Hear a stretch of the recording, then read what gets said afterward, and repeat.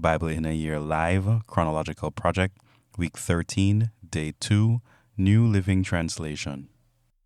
Judah and Simeon conquer the land. After the death of Joshua, the Israelites asked the Lord, which tribe should go first to attack the Canaanites? The Lord answered, Judah, for I have given them victory over the land. The men of Judah said to their relatives from the tribe of Simeon, join with us to fight against the Canaanites living in the territory allotted to us. Then we will help you conquer your territory. So the men of Simeon went with Judah. When the men of Judah attacked, the Lord gave them victory over the Canaanites and Perizzites, and they killed 10,000 enemy warriors at the town of Bezek. While at Bezek, they encountered King Adoni-Bezek and fought against him, and the Canaanites and Perizzites were defeated. Adoni-Bezek escaped, but the Israelites soon captured him and cut off his thumbs and big toes. Adoni-Bezek said, I once had 70 kings with their thumbs and big toes cut off, eating scraps from under my table. Now God has paid me back for what I did to them. They took him to Jerusalem, and he died there. The men of Judah attacked Jerusalem and captured it, killing all its people and setting the city on fire. Then they went down to fight the Canaanites living in the hill country, the Negev, and the western foothills. Judah marched against the Canaanites in Hebron, formerly called Kiriath Arba, defeating the forces of Shishai, Ahiman, and Talmai. From there, they went to fight against the people living in the town of Debir, formerly called Kiriath Sefer. Caleb said, I will give my daughter Aksah in marriage to the one who attacks and captures Kiriath Sefer. Othniel, the son of Caleb's younger brother Kenaz, was the one who conquered it, so Aksah became Othniel's wife. When Aksah married Othniel, she urged him to ask her father for a field. As she got down off her donkey, Caleb asked her, What's the matter? She said, Let me have another gift. You have already given me land in the Negev. Now please give me springs of water too. So Caleb gave her the upper and lower springs. When the tribe of Judah left Jericho, the city of palms, the Kenites, who were descendants of Moses' father-in-law, traveled with them into the wilderness of Judah. They settled among the people there, near the town of Arad in the Negev. Then Judah joined with Simeon to fight against the Canaanites living in Zephath, and they completely destroyed the town. So the town was named Hormah. In addition, Judah captured the towns of Gaza, Ashkelon, and Ekron, along with their surrounding territories. Israel fails to conquer the land. The Lord was with the people of Judah, and they took possession of the hill country, but they failed to drive out the people living in the plains who had iron chariots. The town of Hebron was given to Caleb as Moses had promised, and Caleb drove out the people living there, who were descendants of the 3 sons of Anak. The tribe of Benjamin, however, failed to drive out the Jebusites, who were living in Jerusalem. So to this day, the Jebusites live in Jerusalem among the people of Benjamin. The descendants of Joseph attacked the town of Bethel, and the Lord was with them. They sent men to scout out Bethel, formerly known as Luz.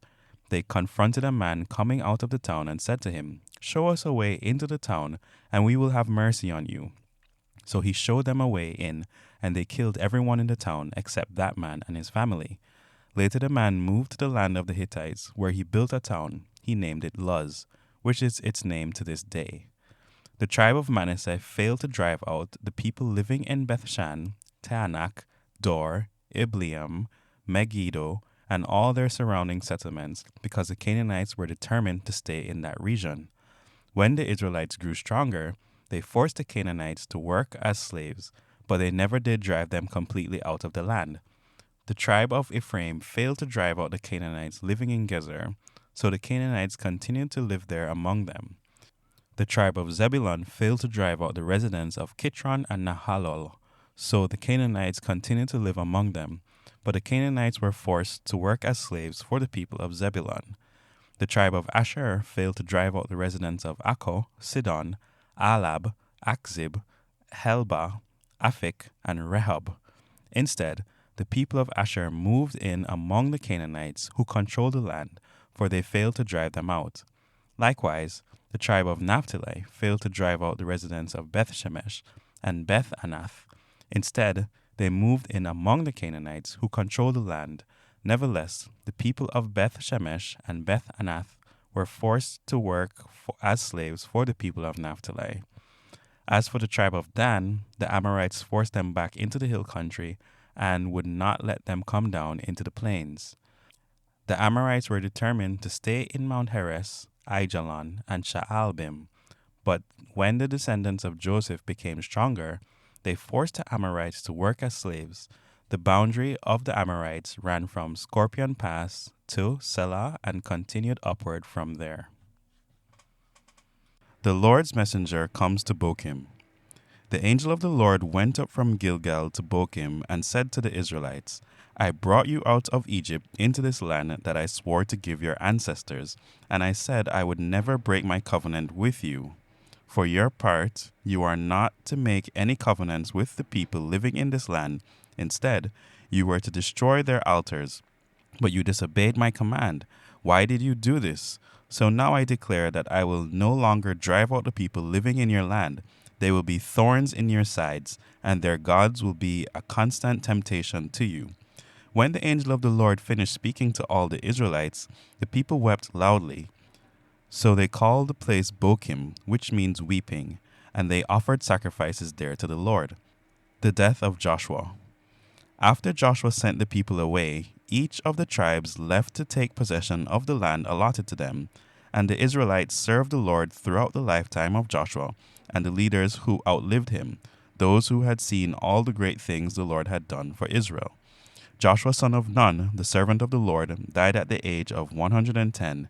They buried him in the land he had been allocated at Timnath-Serath, in the hill country of Ephraim, north of Mount Gaash. Israel disobeys the Lord. After that generation died, another generation grew up who did not acknowledge the Lord or remember the mighty things he had done for Israel. The Israelites did evil in the Lord's sight and served the images of Baal. They abandoned the Lord, the God of their ancestors, who had brought them out of Egypt. They went after other gods, worshipping the gods of the people around them, and they angered the Lord. They abandoned the Lord to serve Baal and the images of Ashtaroth. This made the Lord burn with anger against Israel, so he handed them over to raiders who stole their possessions. He turned them over to their enemies all around, and they were no longer able to resist them. Every time Israel went out to battle, the Lord fought against them, causing them to be defeated, just as he had warned, and the people were in great distress. The Lord rescues his people. Then the Lord raised up judges to rescue the Israelites from their attackers. Yet Israel did not listen to the judges, but prostituted themselves by worshipping other gods. How quickly they turned away from the path of their ancestors, who had walked in obedience to the Lord's commands. Whenever the Lord raised up a judge over Israel, he was with that judge and rescued the people from their enemies throughout the judge's lifetime. For the Lord took pity on his people, who were burdened by oppression and suffering. But when the judge died, the people returned to their corrupt ways, behaving worse than those who had lived before them. They went after other gods, serving and worshipping them, and they refused to give up their evil practices and stubborn ways. So the Lord burned with anger against Israel. He said, Because these people have violated my covenant, which I made with their ancestors, and have ignored my commands, I will no longer drive out the nations that Joshua left unconquered when he died. I did this to test Israel, to see whether or not they would follow the ways of the Lord as their ancestors did. That is why the Lord left those nations in place. He did not quickly drive them out or allow Joshua to conquer them all. The nations left in Canaan. These are the nations that the Lord left in the land to test those Israelites who had not experienced the wars of Canaan.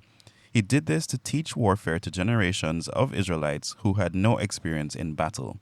These are the nations: the Philistines, those living under the 5 Philistine rulers, all the Canaanites, the Sidonians, and the Hivites living in the mountains of Lebanon, from Mount Baal Hermon to Lebo Hamath. These people were left to test the Israelites, to see whether they would obey the commands the Lord had given to their ancestors through Moses. So the people of Israel lived among the Canaanites, Hittites, Amorites, Perizzites, Hivites, and Jebusites, and they intermarried with them.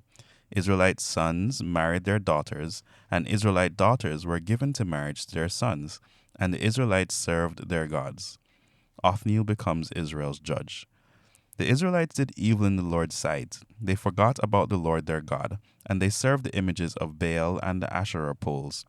Then the Lord burned with anger against Israel, and he turned them over to King Cushan Rishathaim of Aram Naraim.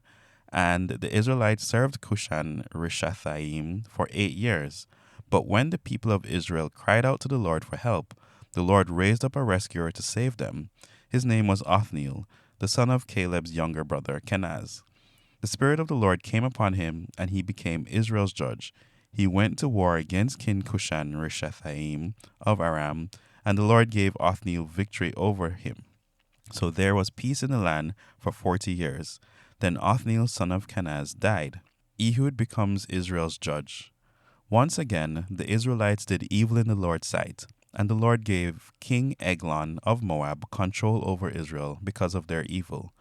Eglon enlisted the Ammonites and Amalekites as allies, and then he went out and defeated Israel, taking possession of Jericho, the city of palms. And the Israelites served Eglon of Moab for 18 years. But when the people of Israel cried out to the Lord for help, the Lord again raised up a rescuer to save them. His name was Ehud, son of Gera, a left-handed man of the tribe of Benjamin. The Israelites sent Ehud to deliver their tribute money to King Eglon of Moab. So Ehud made a double-edged dagger that was about a foot long, and he strapped it into his right thigh, keeping it hidden under his clothing. He brought the tribute money to Eglon, who was very fat. After delivering the payment, Ehud started home with those who had helped carry the tribute. But then Ehud reached the stone idols near Gilgal. He turned back. He came to Eglon and said, "I have a secret message for you." So the king commanded his servants, "Be quiet," and he sent them all out of the room. Ehud walked over to Eglon, who was sitting alone in a cool upstairs room, and Ehud said, "I have a message from God for you." As King Eglon rose from his seat, Ehud reached with his left hand, pulled out the dagger strapped to his right thigh, and plunged it into the king's belly. The dagger went so deep that the handle disappeared beneath the king's fat. So Ehud did not pull out the dagger, and the king's bowels emptied. Then Ehud closed and locked the doors of the room and escaped down the latrine. After Ehud was gone, the king's servants returned and found the doors to the upstairs room locked. They thought he might be using the latrine in the room, so they waited. But when the king didn't come out after a long delay, they became concerned and got a key. And when they opened the doors, they found their master dead on the floor. While the servants were waiting, Ehud escaped, passing the stone idols on his way to Seirah. When he arrived in the hill country of Ephraim, Ehud sounded a call to arms. Then he led a band of Israelites down the hill. "Follow me," he said, "for the Lord has given you victory over Moab, your enemy." So they followed him, and the Israelites took control of the shallow crossings of the Jordan River across from Moab, preventing anyone from crossing. They attacked the Moabites and killed about 10,000 of their strongest and most able-bodied warriors. Not one of them escaped. So Moab was conquered by Israel that day, and there was peace in the land for 80 years.